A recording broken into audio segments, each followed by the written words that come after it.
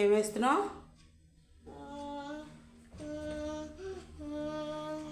కారుకి ఆయిల్ వేస్తున్నా. కారుకా? ఏం వేస్తున్నావు? ఆయిల్. ఆయిలా వేస్తావా? అయిపోయినాయి. కారుకి ఆయిల్ వేసావా? ఎడకపోతావు? లేకపోతాను. ఆఫీస్కి పోతావా? అప్పుడేనా? అన్నం తినలేదు ఇంకా? తినేది డాడీ తినలేదు.